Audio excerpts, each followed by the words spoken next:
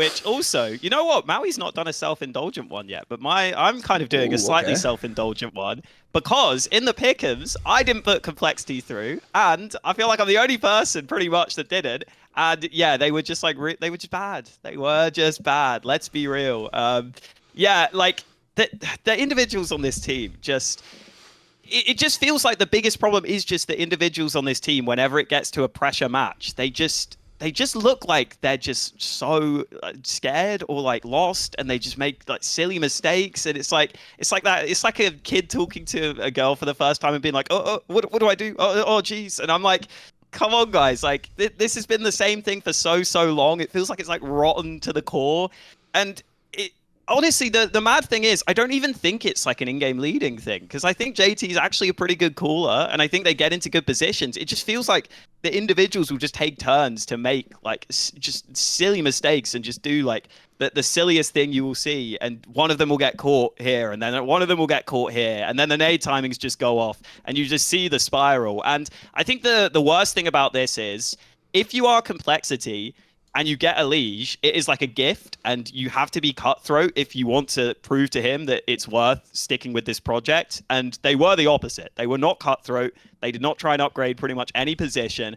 And now at this point, I mean, we have to hope, I think, or assume that EliGE would go, because it just feels like there's so much that would have to change to like change the narrative of this team. And I think the worst part is, it feels like they just sleepwalked into it, because we've all been saying this for the longest time, because the lineup's been the same for so long, and yet it still ends up happening. And it's like, oh, okay. It's actually one of the longest running CS2 lineups that people don't know. It's been the entirety of CS2 is just this lineup. Yeah, true. Yeah. The thing with complexity is that it's one of those cases where, honestly, if I look at player for player, I don't really think anybody is that bad in role. I know people are going to scoff at that and say, oh, but Floppy's so bad or whatever. I actually think that it makes me really consider the holistic picture of an individual beyond just what they bring in terms of pure statistical output. I'm talking like morale. I'm actually talking about morale, which is something that I generally have overrated for like ever in my career, in like every aspect, whether I was playing the game, watching the game, even considering it or anything like that. But it's like, there's just nobody that's a moral leader on this team. No one's even close to it. It's such a detriment to your team to not be able to mentally fight yourself out of a hole once you dig yourself into one. I look at Big on the other hand, and like, dude, JDC is one of the most positive locker room environment guys possible. He's always acting like every stage doesn't matter, that in a positive way. Like he always is ready to crack jokes. I think Tabson is more of like a serious leader. Like he kind of like gesticulates a lot more like Apex, where there's frustration, but it's a serious tone behind it. Whereas I can just go through all of them. You know, like EliGE is known for like, you know, he's biting his fingernails. He's known for sometimes sacking games a little bit. He gives you the cold shoulder a bit, right? That's kind of his style. Yeah, unfortunately, he's just not really a moral leader. You know, JT is one of the most monotone guys, period. He's just a mild-mannered guy, and even the way he talks, you can tell there's no fire, is there? Come on.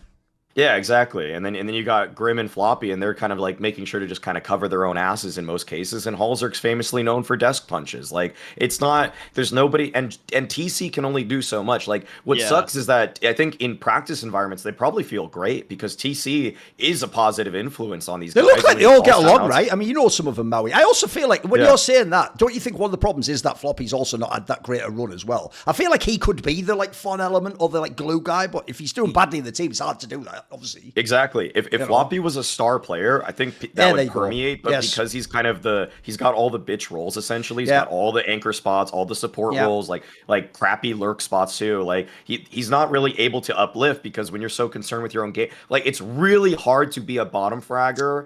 And then to be the voice of reason or like an uplifting voice too. Like it's the joke is you could argue you're the one who needs the uplifting. Like exactly. Exactly. Like what are you gonna do? Like if I'm listening to a bottom fragger, I also can't even always believe it, you know. Like I can't believe it when I like the way I'm always doing like the thing. Hey, shut up, 7-4, or when he's actually doing get your score up first. You know? Exactly. Dude, if that guy's cracking jokes, he would actually be pissed. I just I like the idea though in a major, you know, like it's a close game. You're like, oh, why is 4 frags talking? Like, bro, like I'm like next to you. What are you talking? That's good though. I like that. That's good. Yeah, but that's complexity to me. It's just it's because like in isolation and in group stages, I'm not usually that concerned about them because it's when the pressure hits, it's like this team crumbles like no other. Yes. No, by the way, I actually think you framed it perfectly there, Maui, because the worst thing about this squad is, because it doesn't have giant names beyond EliGE, none of the others are giant names. Even in NA, they're not. Like, people like Floppy never got to the point where they were like a Stewie 2K or something like that. So, because they don't have giant names, people automatically, when they lose, look at the roster and go, sack the whole team. Like, this isn't even a good team. But actually, the worst thing is, like you say, Maui, what tortures you if you are a call enthusiast or observer or even in call is if you put them in a group stage, they actually are unironically like a top 8 team in the world. Like, they will match up. By the way, they'll like upset a fucking team like a Mouse or a Navi or something. They'll have like a close game against like FaZe or Spirits. The problem is when they then earn that playoff spot, you could bet your house that they are going to lose that match. Like, they are not going to make the deep run. And if they are, we all know it's going to be in some like nonsense EPL with no crowd and they're playing, like Forza or something in the first playoff game. It's never going to be like they're playing the big team and they beat them on stage. No, that not only doesn't happen, but I don't think even Cole think that's going to happen. So the worst thing is they do have like a type of potential, but it seems like to me like it's almost like locked out of the game, because I agree what clearly attenuates it is, like, first of all, mentality. This actually has to be one of the worst teams I've ever seen for mentality, because I actually agree it's quite subtle, because I do get the vibe actually, by the way, beyond EliGE, I could imagine he might be a little bit resentful inside his head about some of the things that happen, but I actually get the vibe the rest of them do really get along, and they seem like they have a pretty good atmosphere in their team. I could even totally imagine it's one of those teams, by the way, where you get along so well in practice that you're working out all the kinks and everything's getting fixed, but then in the game when the pressure hits, suddenly it's like we're doing like a Jekyll and Hyde. Like, who the fuck are we? Where's the team from practice? Like, it was all great, guys. Like, because I agree, this is one of the worst teams when the pressure hits. People just become like 70% as good as themselves. And the problem is, because the one guy who was truly battle tested and a veteran is EliGE, when he doesn't drop like that's why the guy who only watches the match that eliminates Call just goes, EliGE is like 10 times better. They're all shit. Either cut the rest of the team or he should. In fact, nowadays, nobody says that. They just say EliGE should leave. And by the way, when you say EliGE should leave Call, you're basically saying death to this complexity lineup. Like, it's over when he leaves. Like, he is the one part that can do it. So, no, I agree. I actually think it's really dark. I also think the other thing that sucks as well is exactly what I just said there, right? I often try to craft it as like, is there a way to still get one good player into Call? Like, if you notice, I even say on Twitter now, it doesn't have to actually be a HL TV top 20 player. Can I at least have like an up-and-comer? Can I have one of those players that like Gamer Legion gets or something like that? Can I have Flamers? You know what I mean? Like, can we pop one of those in for cheap and gamble? Because I still feel like between EliGE, JT, and if we could get one more player, and by the way, if we can get one more player, he's a rifler, actually, Horzak's not even that bad at that point. Suddenly, you could actually that team suddenly could actually be like competing for like 5th or 6th in the world. It's not that implausible.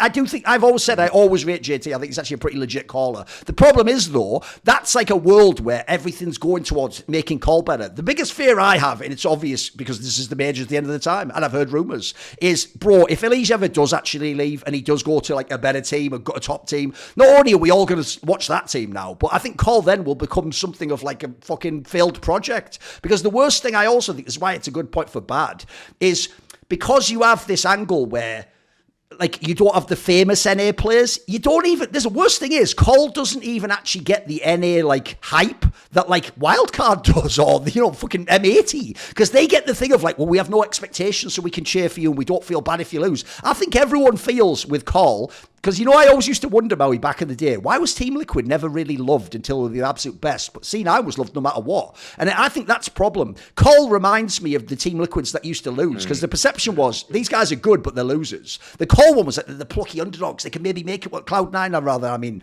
I don't think, sadly, Cole gets that. And by the way, that's the last aspect I'll say is bad. I actually think that's entirely the EliGE story. I'll tell you the one good thing that would have happened if EliGE didn't play in this team, but you had...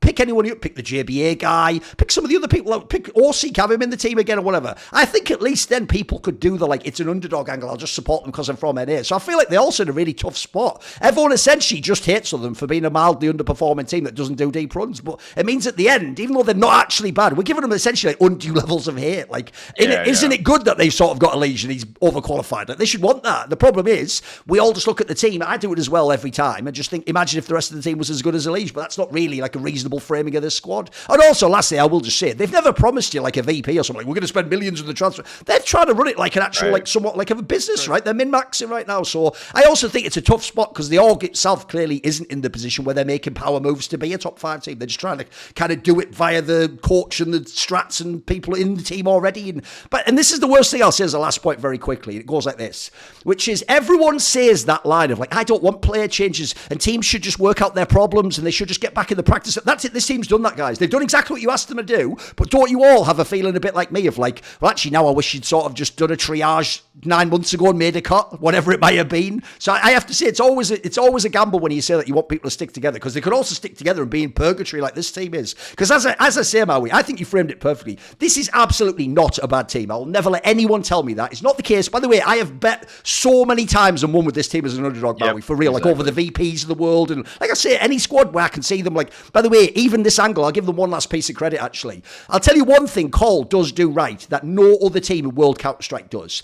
They are the only team that has a realistic sense that they're not actually going to be elite. So that's why they don't even like Vertigo, but they hella practice it and punish Pickett into everyone. And that unironically has won them so many series and got them a third map so many times. It is bonkers. Because basically, if you don't ban Vertigo, and this is the key thing that they've sort of realised, almost everyone who doesn't ban Vertigo also doesn't pick it. So what's mad is you're almost gambling. Since everyone bans it, I always get it to go to the third map or the second rotation, and then they just pick it. And that angle is cynical, but it fucking works. So yeah, I actually agree. Even though what I tried to do there was frame some of the good, but it's still bad. I agree. It still fucking sucks for Cole. Their vetoing is so good. Like legitimately, their vetoing is one of their best aspects. Like they actually know what they're doing in the time that they have to prepare. They're not just like looking at HLTV stats. What do you guys think, by the way? If you could, like I say, if I could bring one player, it can't be a superstar, obviously. Let's not be silly. You can't put Donkin or something. If you just give, like I said, just a talent, like an up-and-coming European talent, Cole could be legit if they had one more. I think one player is all they're away from.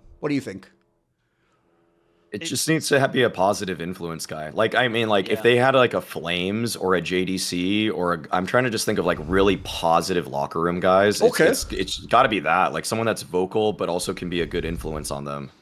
It's just so hard for me to say because I will see rounds in those intense moments where it's like I'll see rounds where Grim like messes up and just gets caught out. I will see rounds where Floppy messes up and gets caught out. The problem is it's like the whole team all seem to make the individual mistakes. So then I'm like, yes, I don't even know if it's the vibes thing or if it's just like this is who all of you players are, and we just need to get like a couple of you off to like not have that. But when they're playing better, I feel like.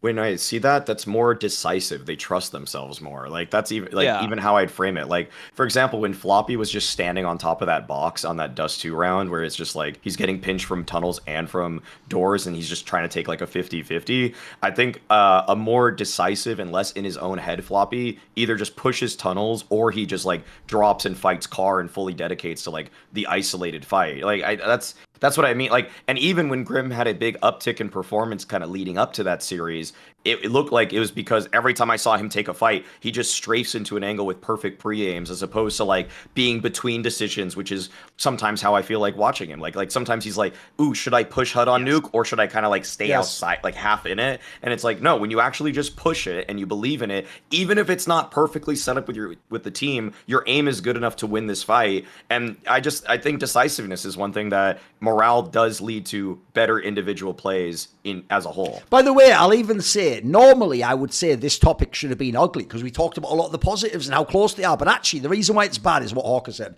Bro, this lineup's been together all of CS2. Like, this isn't something where, like, you know, like, give us 2 more months. It's like, what would change in another month? 15 months. You know what I mean? 15 months. Yeah. 15 months together. Like, sadly, at this point in time, you've had your course. Look, you've run the course. You've got to play a couple of majors. You know, you've had all the tournaments. So I think it's totally fair to now say this lineup's had its time and let's make a change. Yeah. See more cool, funny, interesting clips based on topics from my content? Well, subscribe to this channel then, or, you know, be a pleb and don't.